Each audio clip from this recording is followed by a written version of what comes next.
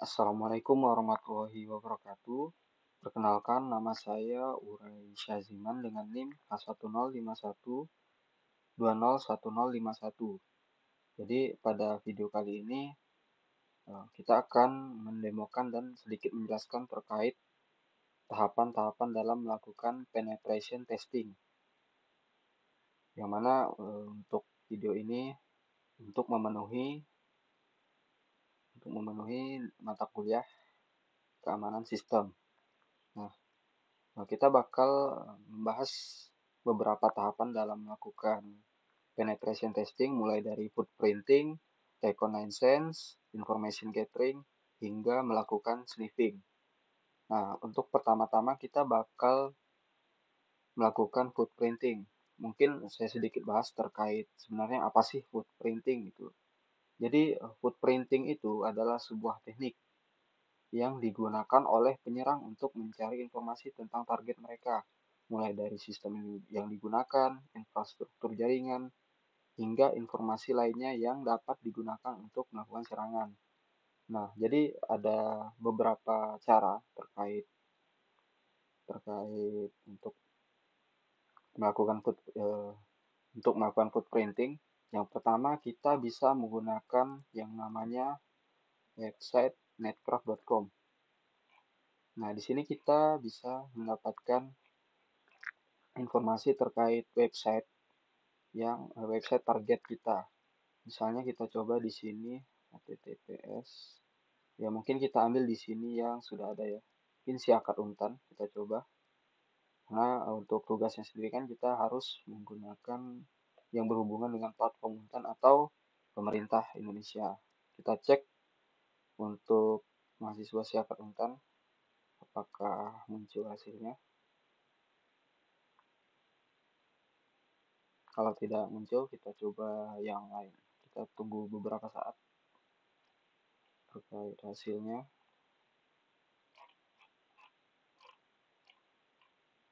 Mungkin karena sekarang Untan lagi gangguan, jadi si akad ini tidak bisa diakses gitu ya. Mungkin kita ganti ke yang satunya, itu menggunakan Comdev. Kita coba saja yang Comdev. X. Kita tunggu beberapa saat. Kita tunggu informasi terkait website Comdev Origin Untan.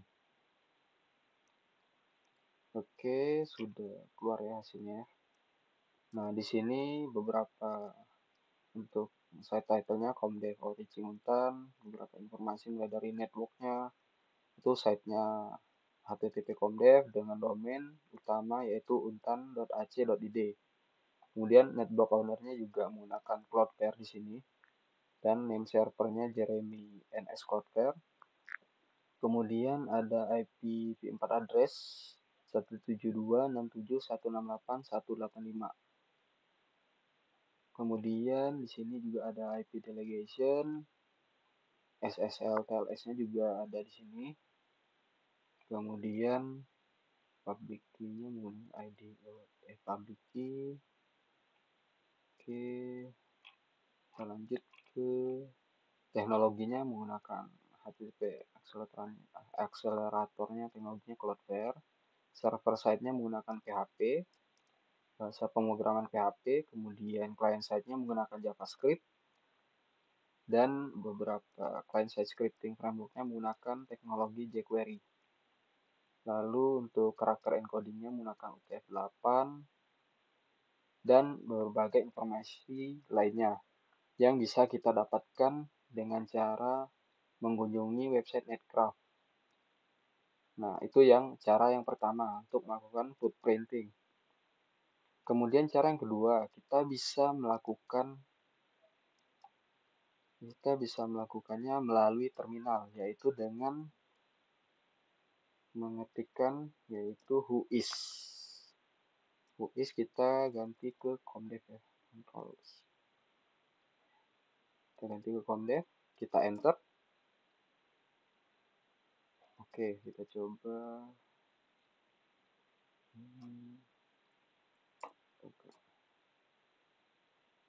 Ya, dia nggak bisa ya.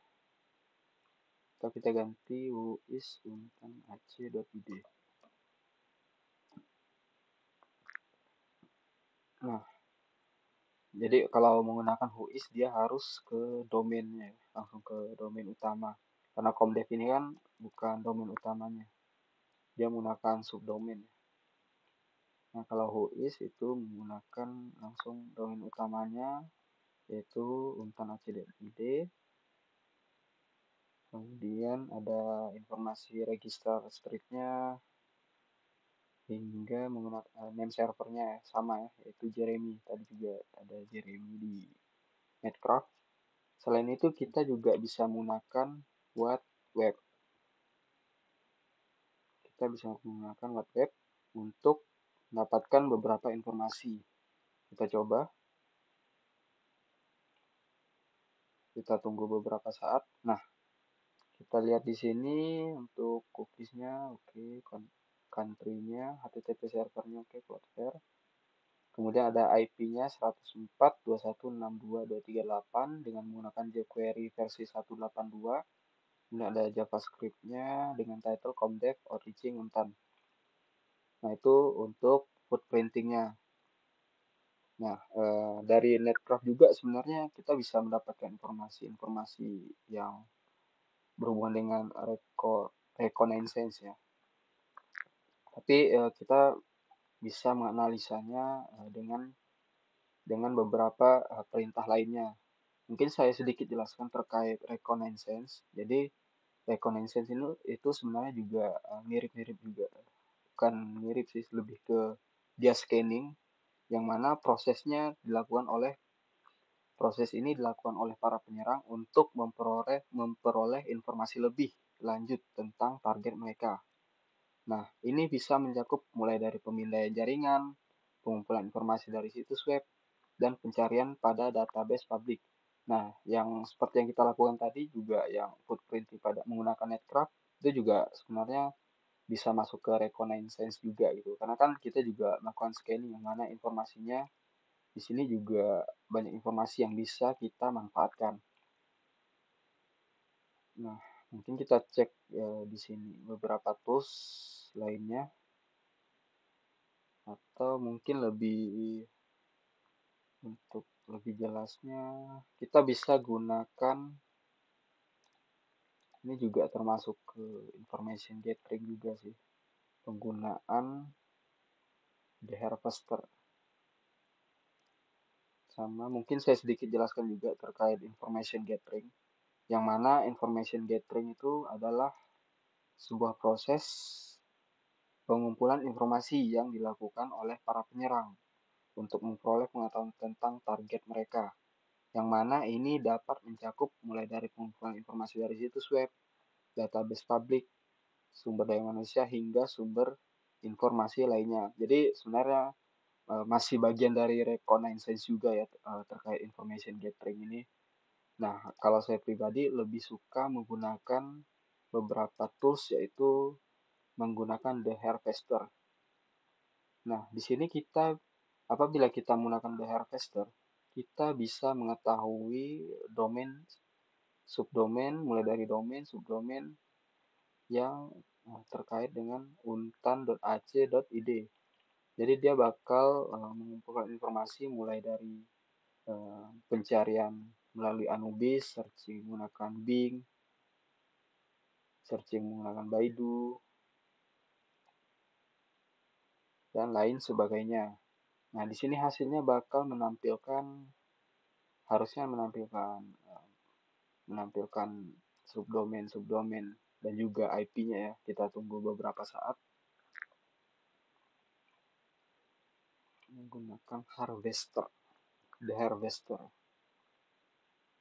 untuk information gathering-nya. Kita tunggu. Untuk targetnya kita menggunakan untan.ac.id. Di sini juga kita bisa memanfaatkan tools lain ya terkait information gathering, mulai dari penggunaan Legion, Dimitri, kemudian Nmap, dan lain sebagainya. Sebenarnya terkait Nmap juga, ini juga bisa masuk ke vulnerability analysis ya. Nanti kita bahas terkait vulnerability analysis, yaitu analisis terhadap kerentanan sebuah sistem.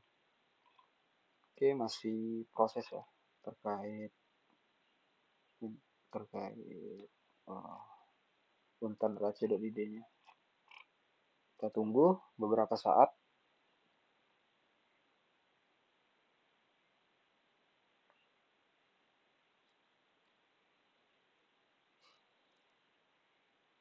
Oke, searching breakout. Oke, kita tunggu. Masih dalam proses pencarian. Nah, di sini juga dia mencari di DuckDuckGo. Di DuckDuckGo, hacker target. Menggunakan sublister juga tadi. Nah, hasil dari The Harvester bisa kita lihat itu banyak sekali subdomain yang digunakan subdomain puntan.ac.id beserta IP address-nya mulai dari IPv4 hingga IPv6. Oke, kita lihat dari awal. Banyak sekali ya informasi yang bisa kita lihat di sini. Mulai dari 7-in-1, website 7-in-1 dan juga IP-nya, Albocorian blog juga ada, accounting, agribisnis, agrotech, akreditasi. Banyak sekali ya yang bisa kita manfaatkan di sini untuk informasi-informasi yang terkait dengan untan.ac.id. Oke. Nah, untuk Siskom juga ada ya di sini. Siakat Informatika, ada Silab, Sispo, Siskom. Oke. Mungkin untuk hasil The Harvester itu hanya menampilkan subdomain yang terkait dengan untan.ac.id dan juga IP-nya ya. Lalu kita bisa menggunakan tools lainnya terkait information gathering. Kita bisa menggunakan Nmap, yang mana Nmap ini juga termasuk ke dalam, bisa dilakukan juga dengan untuk vulnerability analysis, untuk analisa dari kerentanan sebuah sistem. Nah, mungkin saya sedikit jelaskan terkait apa sih vulnerability analysis itu. Jadi, untuk vulnerability analysis itu merupakan sebuah proses yang dilakukan oleh penyerang untuk mengevaluasi kelemahan dalam sistem target mereka. Nah, ini mencakup mulai dari pengujian penetrasi, analisis kerentanan, hingga evaluasi risiko. Nah, untuk vulnerability analysis ini ada beberapa tools ya, mulai dari Nmap. Kalian juga bisa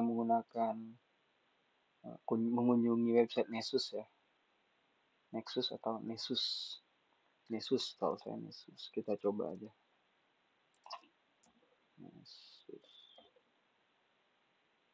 Nessus. Iya, benar, Nessus ya. Tapi untuk demonya kita nggak bakal menggunakan Nessus. Kita akan menggunakan, ini kita clear dulu. Kita akan menggunakan Nmap dan juga Nikto. Kita coba yang Nmap dulu. Kita bisa menggunakan Nmap dengan cara melakukan Nmap dengan mengetikkan ID-nya ya. Bukan ID, IP ya, maksud saya IP address-nya. Di sini kita coba menggunakan IP dari ini 103.927. Bentar, kita cek di netcraft kita.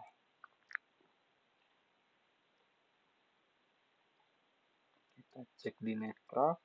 Mungkin kita kopikan aja yang ini. Kita ganti. Ctrl C. Oke, masuk ke sini. Ctrl Shift P. Kita coba, kita lakukan nmap.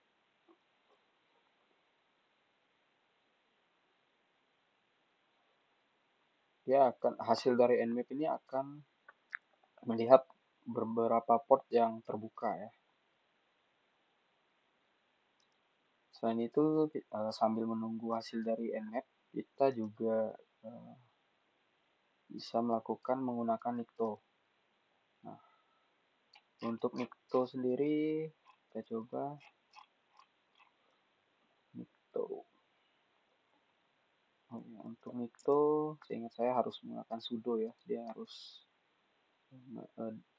harus ada izin langsung dari user. Sudo lalu Nikto. Atau kita coba aja menggunakan langsung Nikto ya, kita coba dulu. Nikto minha, kita gunakan siapa sih, kita menggunakan comdev. Oke, Ctrl C, Ctrl Shift V, min SSL untuk force SSL module outputnya. Oke, kita enter.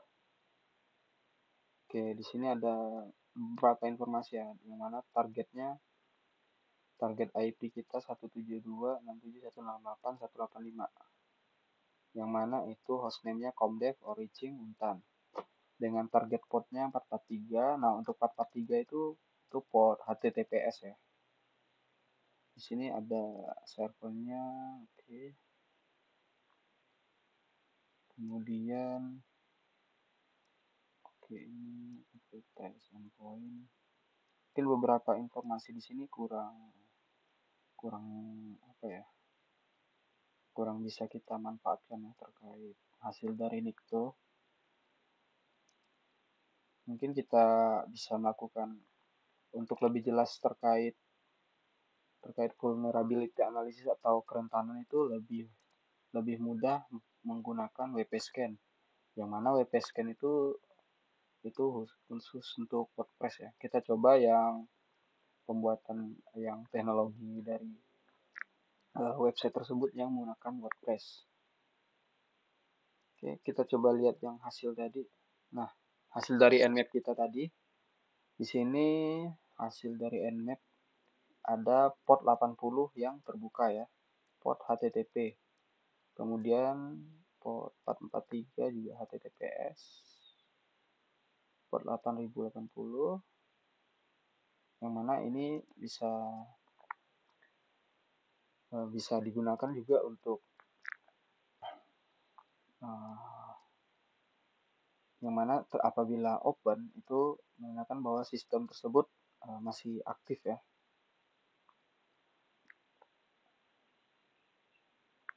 Masih aktif dan masih bisa saling berkomunikasi.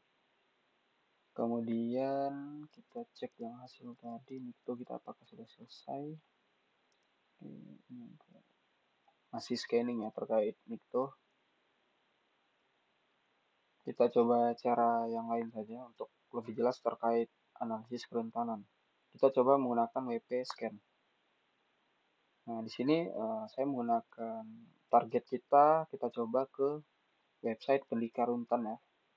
Dengan API token ini sudah, ketika kalian register di WP Scan, kalian bisa mendapatkan API tokennya.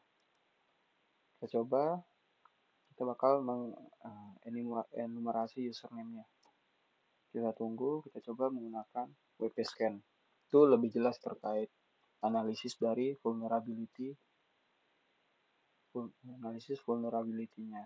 Nah, apabila kita lihat di sini, satu vulnerability yang teridentifikasi, yaitu WordPress-nya kurang dari versinya 6.2, yang mana dia unauthenticated in SSRF via DNS rebinding. Yang mana ini title-nya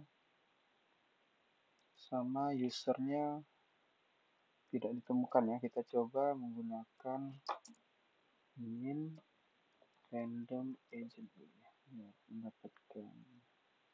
Soalnya di sini usernya tidak terdeteksi ya. Kita coba menggunakan random agent. Oh ya, random user agent ya.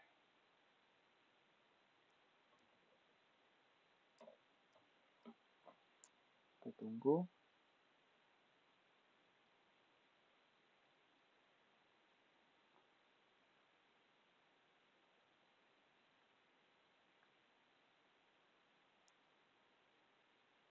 Nah, kita tunggu untuk enumerasi usernya apakah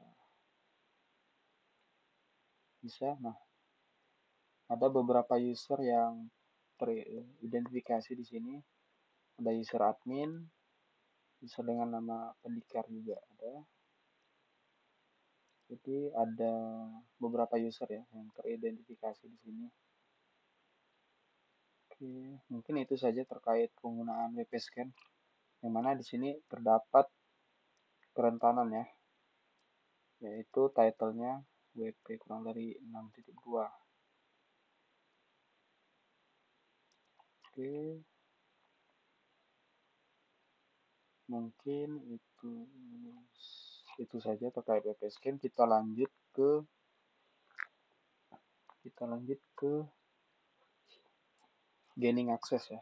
Kita coba gaining access. Nah, untuk gaining access-nya sendiri, kita nggak bakal benar-benar masuk ke dalam adminnya ya, tapi intinya kita bisa memasuki sistem tersebut, yang mana kita bisa melihat beberapa data hingga bisa mengubahnya juga.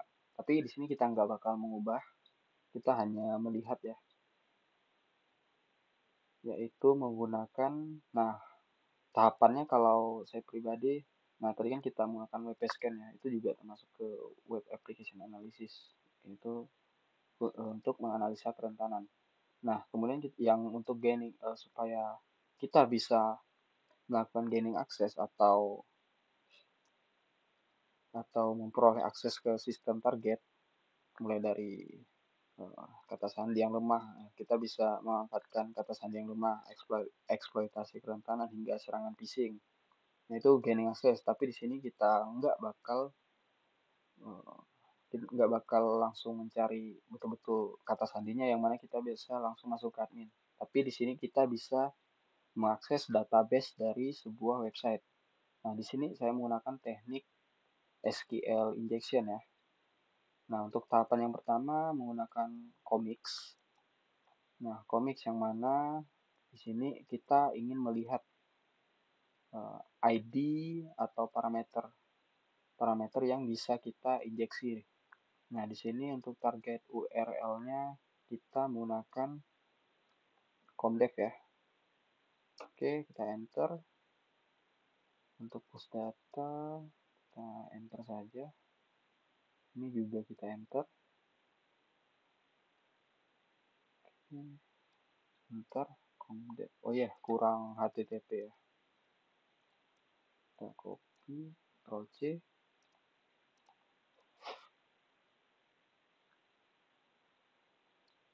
Oke, kita coba lagi. Kita close dulu, kita ke comics. Target URL-nya comdev. Enter, enter, enter. Kita tunggu beberapa saat. Dan juga ini kita perlu enter ya, untuk kita perlu mendeklarasi cookies menggunakan Unix.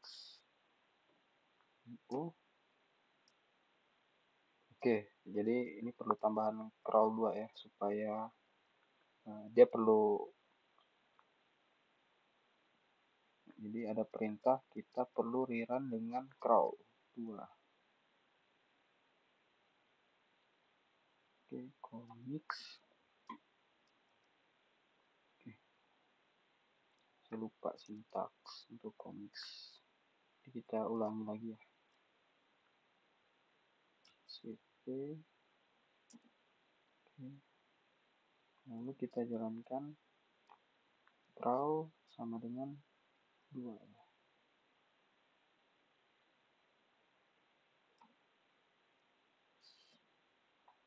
enggak, cek.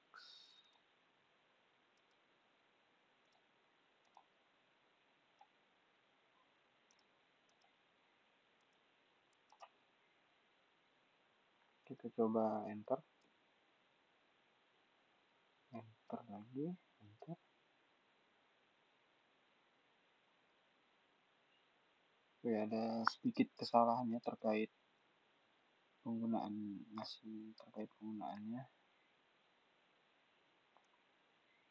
Kita coba, sebentar, saya lupa ya. Ini harusnya bisa ya. Saya sudah ada beberapa kali mencoba terkait dengan Commix. Oke, ini ya. Langsung kita kopikan aja. Kita coba ke sini. Oke. Kita enter. Oke, Y.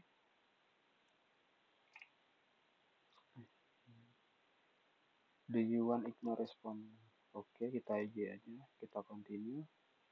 Kita tunggu.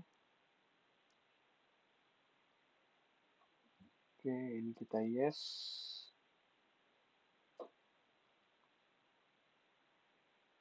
Jadi dia mendapatkan kode 301 ya, yang mana dia nge-redirect ke /Symacor. Kita Y. Kita tunggu. Ya, karena ini agak sedikit lama ya prosesnya. Di sini saya langsung tunjukkan hasil dari penggunaan Commix ya, supaya lebih cepat. Nah, hasil dari Commix dengan URL http://comdev origin itu terdapat beberapa parameter yang bisa kita injeksi ya menggunakan teknik SQL injection. Oke, nah yaitu mulai dari HTTPS, ada targetnya HTTPS index PHP single berita dengan ID 252. Kita Ctrl C. Selain itu juga kita bisa menginjeksi dengan menggunakan parameter single dan legenda dengan ID kegiatannya ini, dan juga bisa menggunakan berita ini. Oke, Ctrl C aja yang berita. Lalu setelah itu, nah ini kan kita udah dapat nih URL yang bisa kita injeksi. Nah, kenapa harus kita mencari yang ada parameter ID gitu ya? Nah, karena di sini kita menggunakan teknik SQL map. Yang mana SQL map itu perlu adanya parameter ID ataupun beberapa parameter lainnya. Intinya dia mempunyai parameter yang bisa diinjeksi nanti. Kita coba. Ini Ctrl C aja. Oke, kita lanjut menggunakan SQL map. Ini kita clear aja dulu. SQL map. Oke, di sini ya,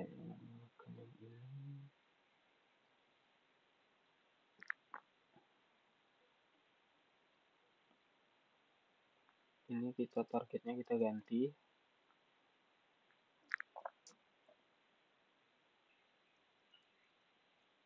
Oke, ini karena dia ada n-nya, kita perlu memberikan tanda petik ya.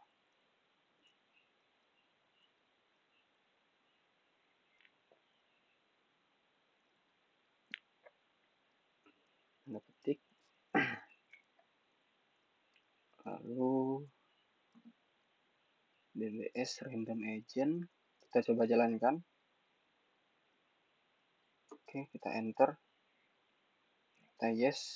Nah, dia akan mendapatkan hasil yang mana pada website Orizimontan memiliki 13 database, yaitu database antrian, e-learning, hingga database web. Nah, kita bisa mengakses data tersebut ya. Caranya gimana? Caranya kita gunakan SQL Map dengan yang sama, kita tambah min d, nama databasenya kita misalkan SIA-Co-Dev4. Oh ya, di sini mungkin gimana tahu tabelnya gitu kan. Di sini saya sudah mempunyai hasil dari penggunaan SQL Map, hasil dari scanning, bukan scanning sih, hasil dari penggunaan SQL Map dengan kode A untuk mendapatkan semua data ya. Jadi di situ saya bisa melihat mulai dari table hingga database yang digunakan. Nah, di sini hasil semuanya ya. Ini banyak sekali. Bahkan hingga ke user dan juga password hash-nya juga kita bisa dapatkan di sini. Nah, kita lihat. Nah, ini penggunaan min A ya. Berarti dia bakal mendapatkan semua data. Ini hasilnya juga lumayan lama gitu. Karena dia juga perlu melakukan penggunaan pencarian password juga. Nah, di sini ada 7 user juga, mulai dari Debian localhost hingga web public localhost, yang mana juga mendapatkan password hash-nya. Ini bisa kita decrypt ya.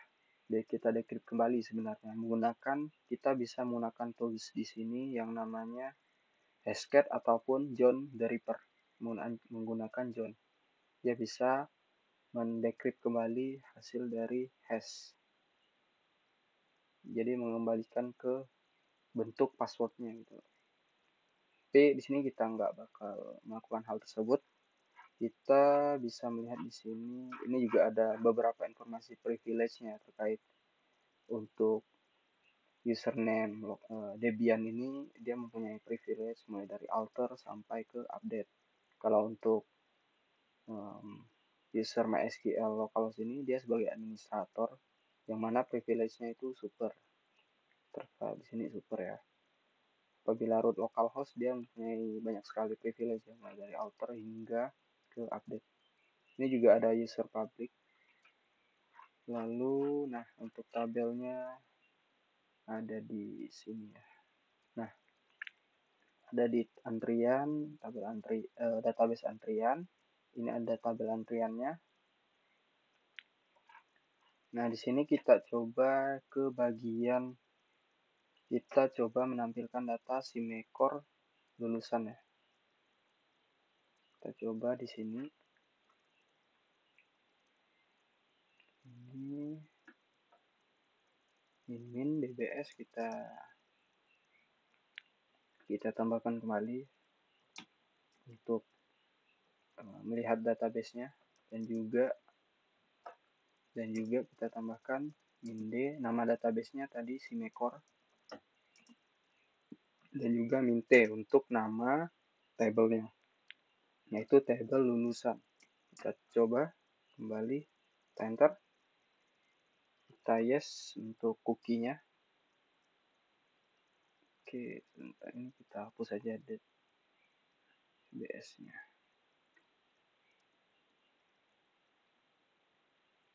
Kita enter. Yes. Kok nggak ada di sini? Ini kayaknya enggak perlu.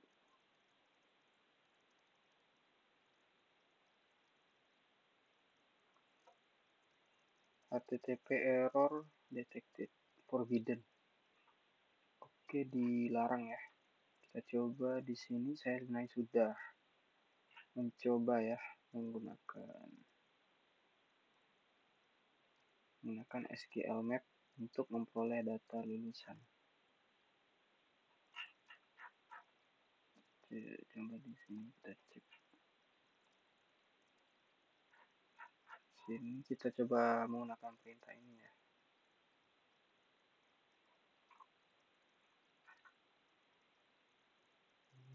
Menggunakan, saya lupa tadi penggunaannya, menggunakan, nah ini ada dumnya. Ini kita copy aja ya biar cepet. Ini mulai dari DBS-nya sama random agent-nya dengan database-nya SIMECOR, lulusan, dan juga DAM nanti disatukan gitu. Kita coba di terminal kita, Ctrl Shift V. Kita enter. Bit UR-nya, oke, kita yes. Nah, sama ya hasilnya. Jadi di sini kita sudah bisa mendapatkan database. Kita bisa mengakses data dari URL origin Untan. Itu mulai dari NIM-nya, kemudian tahun mulai sama tahun lulus, dan juga statusnya ya. IPK-nya juga di sini ada. Nah, mungkin itu terkait gaining access yang bisa kita lakukan. Sebenarnya bisa juga kita ubah datanya. Itu kita bisa memasukkan query lagi di ujung sini. Menggunakan SQL Map kita bisa menggunakan query lagi. Query yang database ya. Query mulai dari, kalau untuk database sendiri kan itu bisa menggunakan update ataupun query lainnya. Bahkan menghapus data juga harusnya bisa ya. Tapi di sini kita nggak bakal mengganggu data-data dari origin ini ya. Kita hanya yang penting kita bisa mengakses datanya saja.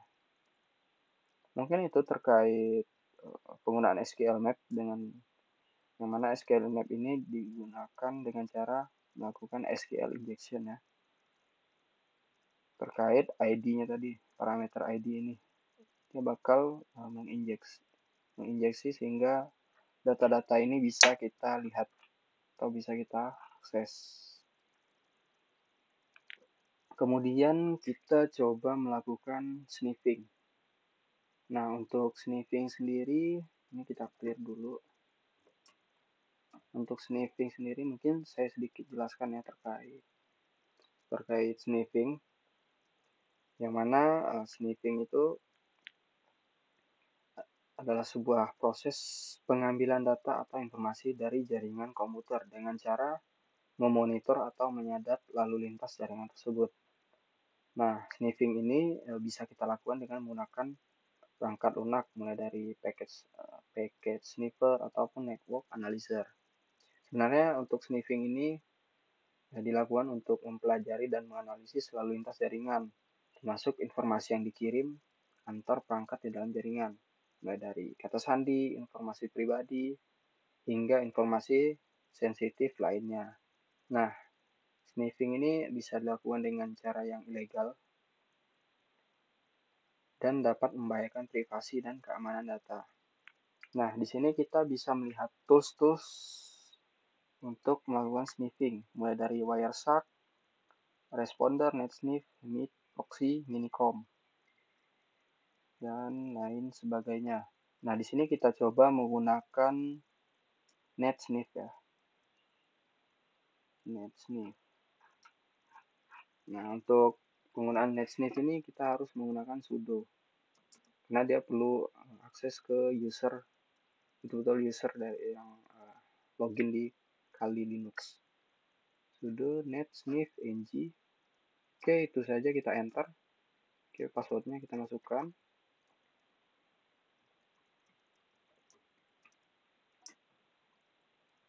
Kita enter. Nah, hasilnya bakal seperti ini. Yang mana kalau kita lihat di sini ada beberapa, mulai dari MAC address-nya, vendornya, ada IPv4-nya. Nah, untuk NetSniff ini dia memonitoring aktivitas yang terhubung dengan WiFi kita ya. Di sini saya menggunakan WiFi My Home. Oke, jadi untuk ini kan ada ada beberapa, mulai dari hex-nya ya hingga CHR. Ada CHR di sini. Nah, itu tuh apa gitu kan? Mungkin bertanya-tanya itu sebenarnya apa. Jadi untuk hexa di sini sebenarnya itu uh, nah, seperti yang kita tahu kan hexa itu kan dia terdiri dari 16 digit. Yang mana dari hex ini itu akan setiap digit hexa ini merepresentasikan 4 digit data. Yang mana representasi heksadesimal ini untuk memudahkan pengguna dalam membaca dan juga memahami data yang ditangkap dari jaringan. Nah, selain dari itu, hexa ini juga bisa digunakan dalam debugging dan analisis protokol jaringan. Nah, itulah gunanya kenapa di sini ada hex. Kemudian ada juga CHR ya. Nah, CHR ini, ini mungkin datanya enggak terlihat. Nah, ini ada beda-beda ya CHR-nya. Nah, seperti CHR ini representasi dari karakter ya, CHR, char, yang mana untuk merepresentasikan data dalam bentuk karakter atau simbol. Jadi setiap karakter atau simbol ini bakal merepresentasikan satu byte data. Nah, gunanya ketika ingin menekan data yang ditangkap dalam bentuk yang lebih mudah dipahami oleh pengguna. Jadi seperti teks ataupun string. Nah, jadi itu terkait informasi CHR dan juga hex pada hasil NetSniff ya, NetSniff,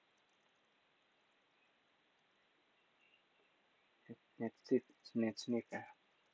Nah, di sini kan CHR-nya juga panjang sekali ya. Ada yang pendek, ada heksanya juga panjang sekali. Jadi itu tadi terkait data yang ditangkapnya. Nah, dia bakal nge-running terus-menerus ya. Seperti ya namanya juga sniffing ya, yang mana dia bakal memonitor atau menyadap lalu lintas jaringan tersebut. Jadi dia bakal ngerunning terus.